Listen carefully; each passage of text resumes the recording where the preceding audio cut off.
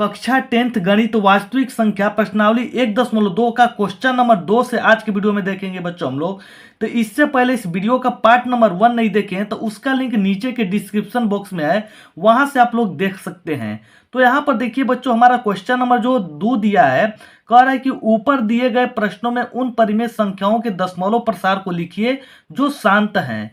कहने का मतलब कि अगर आप क्वेश्चन नंबर 1 को देखकर समझे होंगे तो उसमें जितने भी हमारी संख्याएं शांत आई थी, कहने का मतलब कि यहाँ पर जो हमारा क्वेश्चन नंबर 1 दिया था और इस क्वेश्चन नंबर 1 में जितने भी हम संख्याओं को यहाँ पर हल किए थे, जो जो शांत आया था, इस दूसरा प्रश्न में वही कह रहा है कि जो भी शांत आए थे उनको ही बस क्या करना है कि लिख देना है।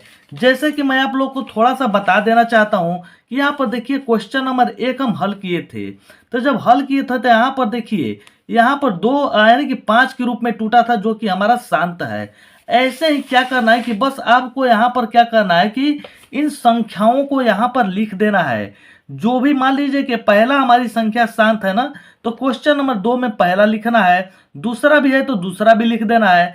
कहने का मतलब कि जो जो भी संख्या हमारी आई थी शांत, उन्हीं सब संख्याओं को क्वेश्चन नंबर 2 में क्या कर देना है कि बस लिख देना है, वही हमारा आंसर हो जाएगा। बस उसमें कुछ भी नहीं करना है बच्चों। तो चलिए बच्चों, अब हम यहाँ आशा करते हैं कि आप लोग दूसरा क्वेश्चन बिल्कुल बढ़िया से समझ गए होंगे। अगर आप लोग को नहीं समझ में आया होगा तो उसका लिंक नीचे के डिस्क्रिप्शन बॉक्स में है, वहां से आप लोग जाके क्वेश्चन नंबर 1 को बढ़िया से देखकर समझ सकते हैं। तो चलिए बच्चों, यहाँ पर जो हमारा तीसरा क्वेश्चन दिया हुआ है, इसमें कह रहा है कि कुछ वास्तविक संख्याओं के दशमलव प्रसार नीचे दर्शाए गए हैं। प्रत्येक स्थिति के लिए निर्धारित कीजिए कि यह संख्या परिमेय संख्या है या नहीं है। यदि यह परिमेय संख्या है तो P बटा Q के रूप में की है, और Q अभाज्य गुणनखंडों के बारे में आप क्या कर सकते हैं। कह रहा है कि नीचे जो हमारी 3 संख्याएं दी हुई है ना, इनको आप हल करके बताइए कि इनमें से कौन सी संख्या हमारी यानी कि परिमेय संख्या है और कौन सी अपरिमेय संख्या है। और परिमेय संख्या है ना बच्चों, तो यहाँ पर इसका दशमलव प्रसार भी क्या करना है और ज्ञात करना है। और कह रहा है कि इसको P बटा Q के रूप में आप कैसे लिख सकते हैं। तो चलिए बच्चों, मैं इसको हल करता हूं और आप लोग को बिल्कुल आसान विधि से और बेस्ट तरीका से इसको आप लोग को बता रहा हूं। तो यहाँ पर देखिए बच्चों, मैं आप लोग के सामने ही इसको हल करूंगा। सबसे पहले इस संख्या को लिख लेते हैं।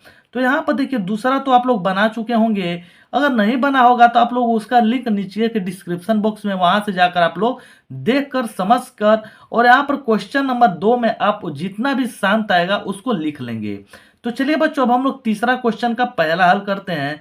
तो यहाँ पर देखिए, पहला हमारा क्या दिया हुआ है तीसरा का, तो यहाँ पर दिया है 43.1 2 3 4 5 6 7 8 9 तक दिया है।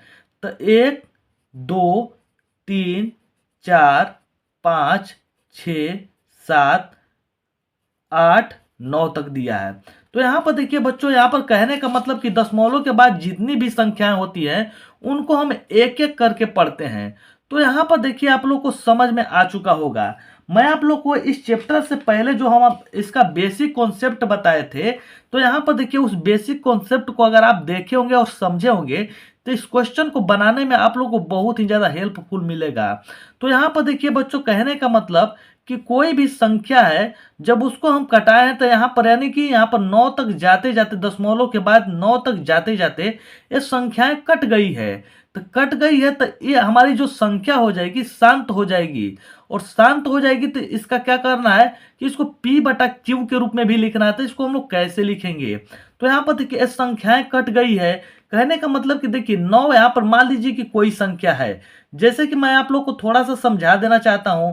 जैसे कि मान लीजिए कि यहाँ पर 1 है, ठीक है, और 1 जब है तो इसको हम 5 से जब भागा देना स्टार्ट करेंगे तो यहाँ पर 1 से जब यहाँ पर देखिए 5 से 1 नहीं कटेगा तो सबसे पहले 0 बैठाकर दशमलव बैठाते हैं, और जब यहाँ पर कितना हो अब 0 उतार सकते हैं, तो 1 जब उतारेंगे तो हमारा यहाँ पर देखिए 2 बार में कट जाएगा। तो यहाँ पर 10 हमारा कट गया ना। तो जब कट गया बच्चों, तो कहने का मतलब कि एक कोई ऐसी संख्या जरूर है जो यहाँ पर देखिए जाते जाते यहाँ पर हमारी 9 तक संख्या जब जाते जाते क्या हुई है कि कट गई है। तो यहाँ पर लिखेंगे कि चूंकि यहाँ पर इसका देखिए दशमलव प्रसार यहाँ पर जो हमारा होगा कि दी हुई संख्या का दिए हुए संख्या का संख्या का दशमलव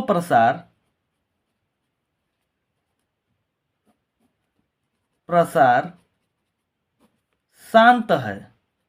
क्या है बच्चों? शांत है।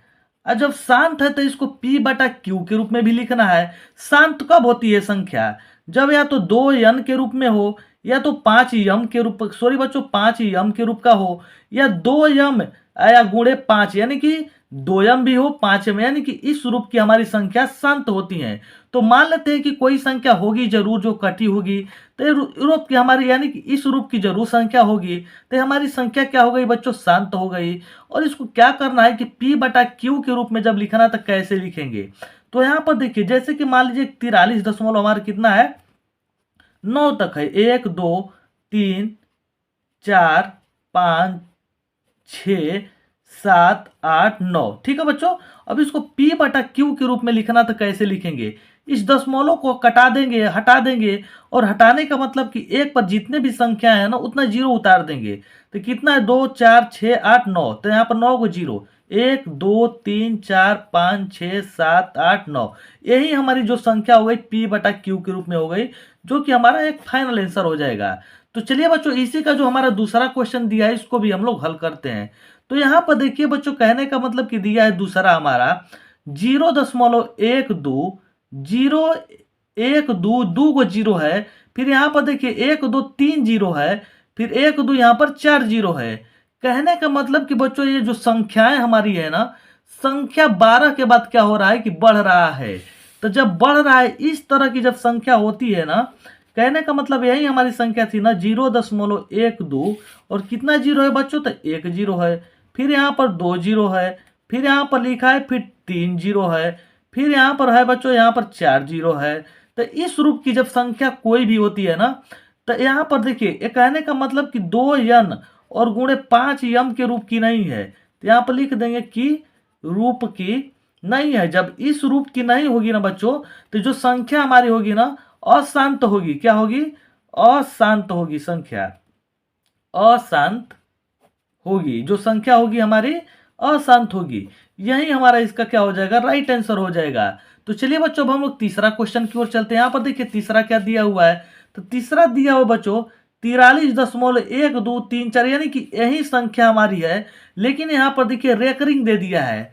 तो जब रेकरिंग दे दिया है तो चलिए इसको भी हम लोग हल कर लेते हैं। तो यहाँ पर देखिए तीसरा क्या है? 43.1 2 3 4 5 6 7 8 9, और इस पर रेकरिंग दिया है। रेकरिंग कहने का मतलब कि बच्चों बार यहाँ पर दिया है। जब यहाँ पर बार दिया तो देखिए संख्या कटी नहीं है। कटी नहीं है कहने का मतलब कि संख्या बार बार रिपीट हो रही है, और जब रिपीट संख्या हो रही है तो हमारी संख्या शांत हो ही नहीं सकती। ये संख्या हमारी क्या होगी कि अशांत होगी बच्चों। तो यहाँ पर देखिए कहने का मतलब कि यहाँ पर लिख देंगे कि चूंकि दिए हुए संख्या,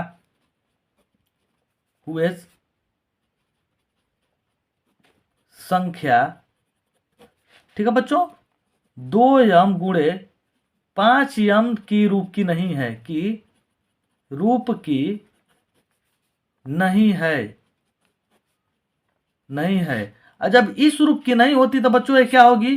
अशांत होगी। क्या होगी? अशांत होगी, अनावर्ती होगी, अशांत अनावर्ती होगी बच्चों। यही हमारा क्या हो जाएगा? राइट आंसर हो जाएगा बच्चों।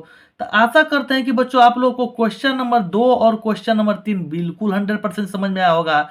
यदि बच्चों आप लोगों को वीडियो पसंद आती है तो वीडियो को लाइक कीजिए, चैनल को सब्सक्राइब कीजिए, और इस वीडियो को अपने दोस्तों के साथ शेयर जरूर कीजिए। और आप लोग कमेंट जरूर किया कीजिए बच्चों कि आप लोग को वीडियो कैसा लगता है। आप लोग को वीडियो में जो क्वेश्चन जितने भी कराए गए हैं क्वेश्चन समझ में आ रहा है कि नहीं आ रहा है, तो आप लोग प्लीज कमेंट किया कीजिए। तो चलिए बच्चों, मिलते हैं एक नेक्स्ट वीडियो के साथ। तब तक के लिए जय हिंद।